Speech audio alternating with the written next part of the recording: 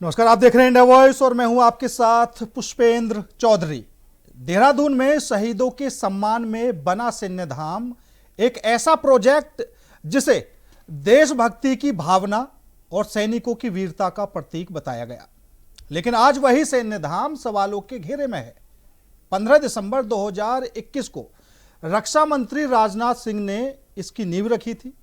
दावा किया गया था कि 2 साल में काम पूरा हो जाएगा, लेकिन अब 4 से 5 साल बीत चुके हैं और धाम तैयार बताया जा रहा है।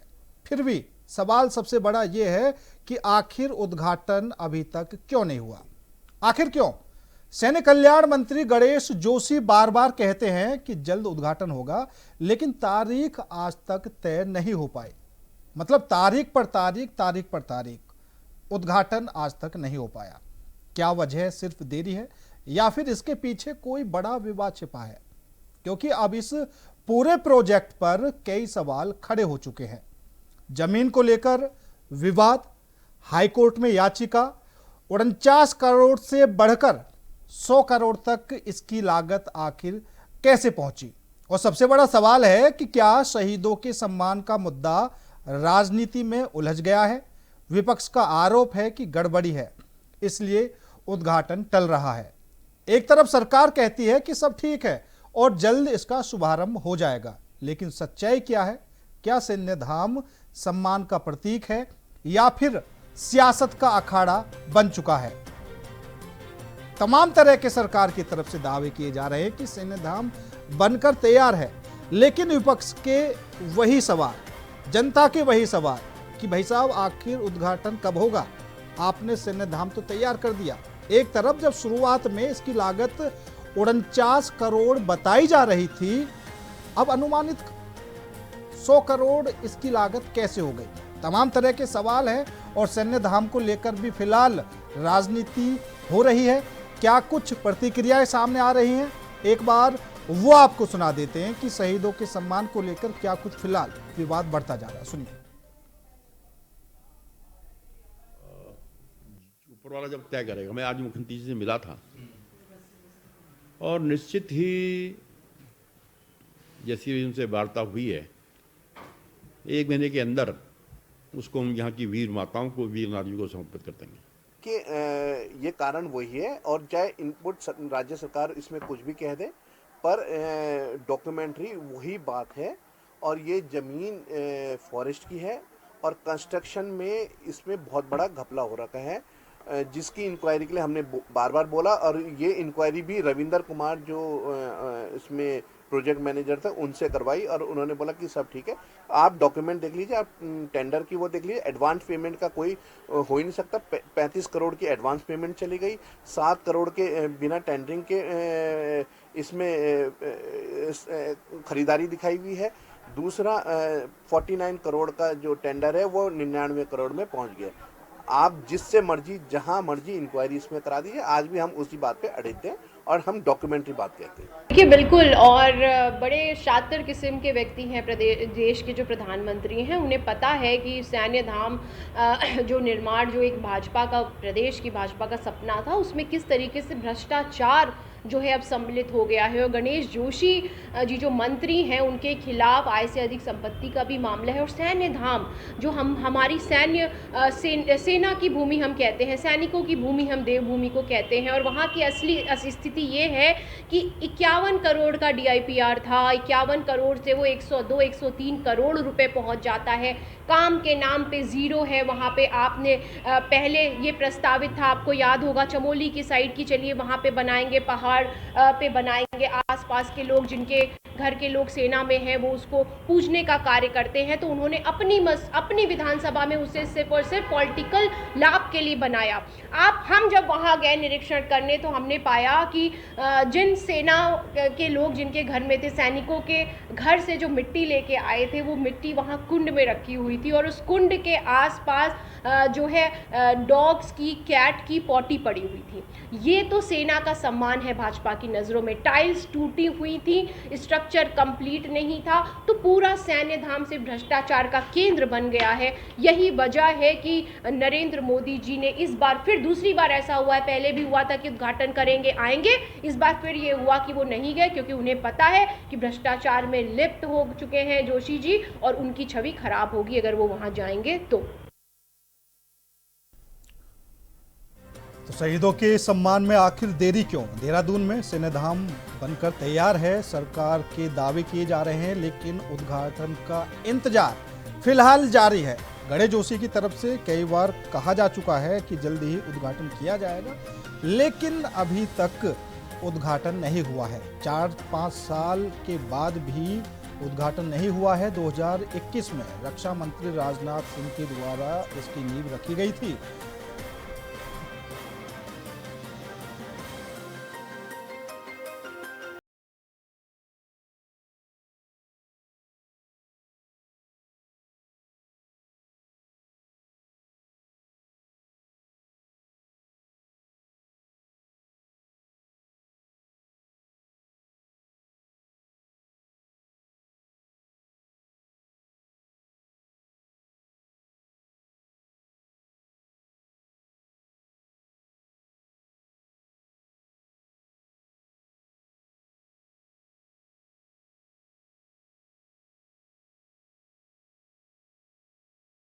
रही है, क्या कुछ समस्या आ रही है? क्या प्रशासनिक समस्या है, कानूनी समस्या है, या फिर राजनीतिक समस्या निकलकर सामने आ रही है? वो सैन्य धाम जो बद्रीनाथ, केदारनाथ, गंगोत्री, यमुनोत्री के बाद सरकार इसे 5वें धाम के रूप में देख रही थी और आज उस पर सवाल खड़े हो रहे हैं। क्या वो बनकर तैयार है? और अगर बनकर तैयार है तो उद्घाटन में देरी क्यों है? तो आज इसी मुद्दे पर करेंगे चर्चा, और चर्चा में शामिल होने के लिए हमारे साथ भारतीय जनता पार्टी से मथुरा दत्त जोशी जी जुड़ चुके हैं, कांग्रेस से हमारे साथ पंकज सेत्री जी जुड़ चुके हैं। दोनों ही मेहमानों का बहुत बहुत स्वागत है। सबसे पहले जोशी जी, आपके पास ही आना चाहूंगा, क्योंकि 2021 में सैन्य धाम की नींव रखी गई, रक्षा मंत्री राजनाथ सिंह ने नींव रखी और आज 4-5 साल हो चुके हैं, उद्घाटन अभी तक नहीं हो पाया है। गणेश जोशी के द्वारा कई बार तारीखों का ऐलान किया गया, लेकिन उद्घाटन का नहीं पता कब होगा। एक सनी देओल की फिल्म है दामनी, उसमें एक डायलॉग है, तारीख पर तारीख, तारीख पर तारीख, लेकिन आज तक इंसाफ नहीं मिला, मिली तो सिर्फ तारीख। वही हाल सरकार का हो गया, मिल तो तारीख रही है, लेकिन उद्घाटन कब होगा?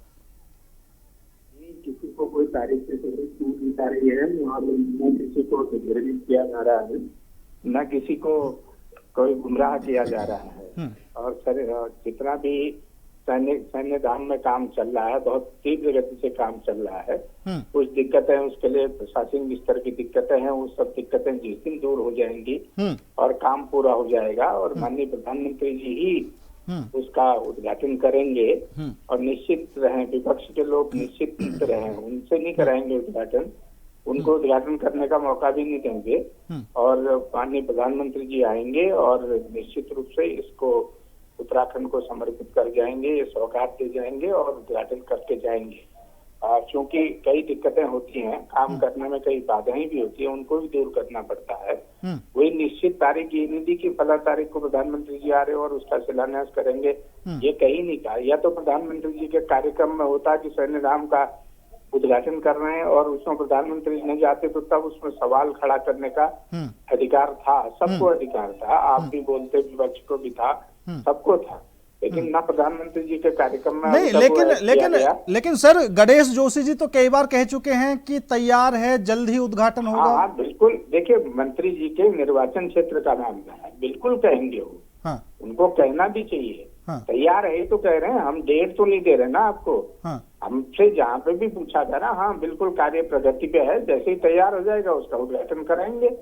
और ये इसमें हमारे लिए गौरव की बात है कि 4 धाम के बाद 5वां यहाँ सैन्य धाम बनाने का काम भी माननीय मोदी जी के निर्देशन पर, माननीय धामी जी के नेतृत्व में यहाँ पर बन रहा है सैन्य धाम पहली बार, और वो बड़ी उपलब्धि हमारे लिए है। और अगर उसमें कहीं कोई दिक्कतें आ रही, उन दिक्कतों को दूर करके और जैसे ही उसका काम पूरा हो जाएगा, निश्चित रूप से माननीय प्रधानमंत्री जी आएंगे, उसका उद्घाटन करेंगे।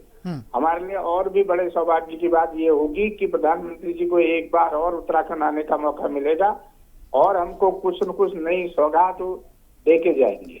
ठीक है, ठीक है पंकज जी, अभी तक सरकार भी आश्वासन दे रही थी और मथुरा दत्त जोशी जी ने भी आश्वासन दे दिया है कि परेशान होने की जरूरत नहीं है, जल्द उद्घाटन होगा, काम काफी तेजी से चल रहा है। देखिए पुष्पेंद्र जी, हाँ, बीजेपी का चाल चेहरा चरित्र यही है और यही कारण है कि इन्होंने शहीदों को भी नहीं छोड़ा। शहीदों के पवित्र आंगन से लाई हुई मिट्टी वहां पर है, बिल्कुल, जो कि हमारे ऊपर एक बहुत बड़ी जिम्मेदारी है। परंतु भाजपा ने उसका पहले चुनाव में भरपूर जितना इस्तेमाल करना था उनका किया।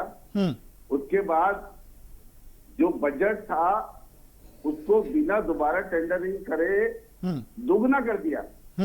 और मैं आपको कहने जा रहा हूँ कि अभी अब तो वो तिगुना भी हो चुका होगा, क्योंकि जो इनके कैबिनेट मंत्री हैं वो एक नंबर के भ्रष्ट हैं, भ्रष्टाचार के उन पर आरोप हैं। आय से अधिक संपत्ति के मामले में तो मुकदमा मैंने भी किया हुआ है, जो कि विचाराधीन है। तो कुल मिला के आप ये समझिए कि वहां पर इतना भ्रष्टाचार हुआ है कि अब प्रधानमंत्री जी की हिम्मत नहीं हो रही है उसका उद्घाटन करने की या उसको जनता को समर्पित करने की। अच्छा पंकज जी, आपको क्या लग रहा है? पंकज जी, आपको क्या लग रहा है? आप बोल रहे हैं कि भ्रष्टाचार हुआ है और इसमें कई पहलू निकल कर भी सामने आ रहे हैं। कोई कह रहा है कि भैया हाई कोर्ट में याचिका दायर की गई है, वन विभाग की जमीन है, कई विवाद उलझे हुए हैं इसमें। इस पर स्पष्टीकरण देना चाहिए। हाँ, मंत्री को, गणेश जोशी जी को प्रेस वार्ता करके स्पष्टीकरण देना चाहिए इस पर। हाँ, ये बहुत संवेदनशील मामला है। हाँ, ये राज्य के लिए नहीं, देश के लिए भी बहुत संवेदनशील मामला है। देश की दृष्टिकोण से शहीदों के पवित्र आंगन से लाई हुई पवित्र मिट्टी वहां पर है और उसको जनता को समर्पित करना हमारा जो है कर्तव्य है, सरकार का कर्तव्य है। और अगर उस पर कोई आरोप लग रहे हैं तो निश्चित तौर पर उस आरोप का सिलसिलेवार तरीके से स्पष्टीकरण देना चाहिए, अधिकारियों को बैठाकर, कार्यदायी संस्था को बैठाकर, और ऐसा नहीं कर सकते तो इस्तीफा देना चाहिए। ठीक है, परंतु क्षेत्रीय विधायक और खुद सैनिक कल्याण मंत्री भ्रष्ट हैं और वहां पर दबा के लूट खसोट भ्रष्टाचार हुई है। और ये आरोप ब्रिगेडियर डगवाल ने भी, जो पूर्व सैन्य अधिकारी ब्रिगेडियर डगवाल ने भी गंभीर आरोप लगाए इस पर सबूत के साथ। ठीक है पंकज जी, ठीक है। जोशी जी, 1734 शहीदों के आंगन की मिट्टी, 28 पवित्र नदियों का जल और शुरुआती जो कीमत बताई जा रही थी, जो इसमें लागत लग रही थी 49 करोड़, अब फिलहाल अनुमानित जो लागत बताई जा रही है 100 करोड़। पंकज जी का आरोप भ्रष्टाचार, विवाद क्या है? देखिए, पहले भी संतुष्ट किया, कोई विवाद नहीं है। जो भी विवाद होगा उसको सरकार का दायित्व बनता है, उसको सुलझाने का काम करेगी। और पंकज जी मेरे छोटे भाई हैं, विद्वान अधिवक्ता हैं और लेकिन पढ़े लिखे व्यक्ति हैं। मैं ये उम्मीद करूंगा कि जो बात भी कहें ऑथेंटिकेट करके उस बात को कहें, लेकिन जो बातें हो रही हैं वो बिल्कुल बेबुनियाद बातें। कई बार देखिए, बहुत सी चीजें, अगर कोई भ्रष्टाचार की बात है तो हम तो चुनौती दे के कह रहे हैं कि आप भ्रष्टाचार के मामले में आप लाइए, प्रूफ लाइए और सरकार उसके खिलाफ कार्रवाई करेगी, चाहे वो कितना ही बड़ा आदमी क्यों न हो। हमारी सरकार ने, माननीय धामी जी की सरकार ने, माननीय पुष्कर सिंह धामी जी ने बड़े बड़े लोगों को भ्रष्टाचार के मामले में जेल की सलाखों के अंदर डालने का काम किया। आज भी प्रदेश में अधिकारियों को सख्त निर्देश हैं कि अगर कहीं भ्रष्टाचार होगा तो उसको तत्काल अंदर करो, अगर जो भी भ्रष्टाचार करेगा उसको हम बख्शेंगे नहीं। ये माननीय धामी जी का संकल्प है इस प्रदेश से भ्रष्टाचार को उखाड़ फेंकने का। और मैं चुनौती देके अपने मित्रों को कहता हूँ, हमारे विपक्ष के मित्रों को, कि आप पे अगर कोई प्रूफ है, कोई आपके पास कागजात हैं, कोई प्रमाण अगर किसी चीज के भ्रष्टाचार के हैं तो आप प्रस्तुत करिए। अगर सरकार उसके खिलाफ कार्रवाई नहीं करेगी तो फिर आरोप लगाइए, आप स्वतंत्र हैं, आरोप लगा सकते हैं। अच्छा, ये जो जोशी जी हाई कोर्ट में याचिका चल रही है कि ये वन विभाग की जमीन है, मैं उसमें भी आ रहा हूँ, एक मिनट, उसमें भी आ रहा हूँ। हम हर सवाल का जवाब देने के लिए तैयार हैं। ठीक है। आपने जहाँ तक बात की, याचिका की बात है, तो कुछ लोगों ने PIL दाखिल की। हाँ। मेरे से बेहतर तरीके से आदरणीय पंकज जी को मालूम है। मैंने कहा ना, विद्वान लगता है, मेरे तो छोटे भाई हैं और भविष्य है इस प्रदेश के है और अच्छी जानकारी रखते हैं, अपने पैसे के मामले में सब है। ठीक है, सरकार उसका जवाब दे रही है, सरकार ने समुचित जवाब दिया, जो अदालत का निर्णय आएगा उसमें कार्रवाई होगी। अगर कहीं कुछ गलत होगा तो निश्चित रूप से कार्रवाई होगी। ऐसा नहीं है कि कोई जबरदस्ती फॉरेस्ट की जमीन में कोई काम कर दिया जाए, उसके लिए भी कागज बनाए होंगे, उसके लिए भी जमीन ट्रांसफर हुई होगी, उसके लिए भी पैसा जमा हुआ होगा। बिल्कुल। कहीं सरकार इतनी अंधेर गर्दी नहीं करेगी कि हर काम में, जो मैं कह रहा हूँ कतई नहीं। आप जानते हैं, मैं जब डिबेट में बैठता हूँ तो मैं कुछ चीजें प्रमाण के साथ बोलता हूँ, कभी गलत नहीं बोलता हूँ, मेरी आदत भी नहीं है। मैं अगर जो सत्य होगा तो मैं, अगर पार्टी लाइन से ही हट के बोलना पड़ेगा तो मैं बोलूंगा। और जहां तक कहा माननीय मंत्री जी वो भ्रष्टाचार के आरोप की बात, ये आय से अधिक की संपत्ति की बात है, निश्चित रूप से हाईकोर्ट में मामला चल रहा है। जिस दिन आरोप सिद्ध हो जाएंगे निश्चित रूप से मंत्री जी पर भी जो सरकार की वैधानिक कार्रवाई होगी वो कार्रवाई की जाएगी। हाँ, ठीक है, हम कहाँ मना कर रहे हैं। हाँ, और जोशी जी एक सेकंड, एक लाइन में किसी को आप चलते रास्ते चोर कह दोगे, मुझे आप चोर कह दोगे, तो मेरे लिए पहले प्रमाण तो लाओगे, सिद्ध तो करोगे, तब मैं चोर बनूंगा।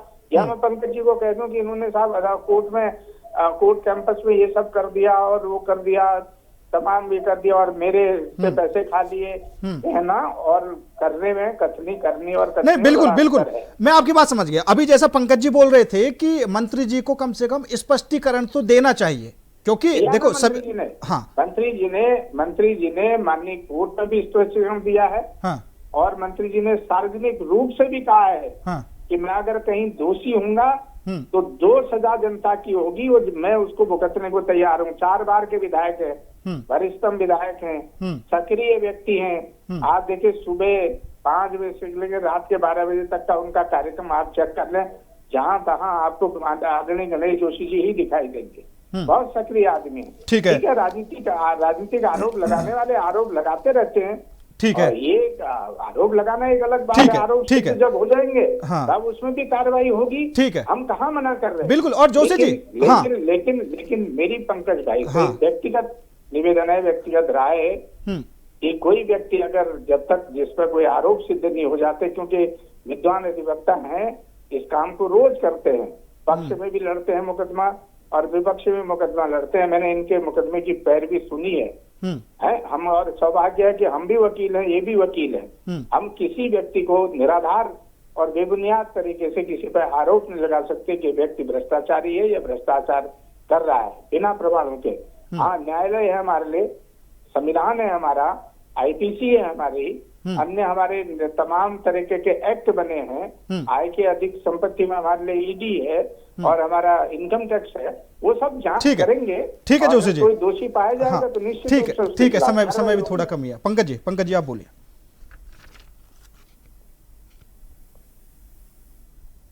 पंकज जी आपकी आवाज नहीं मिल पा रही है। हेलो, हाँ बोलिए। आ रही है।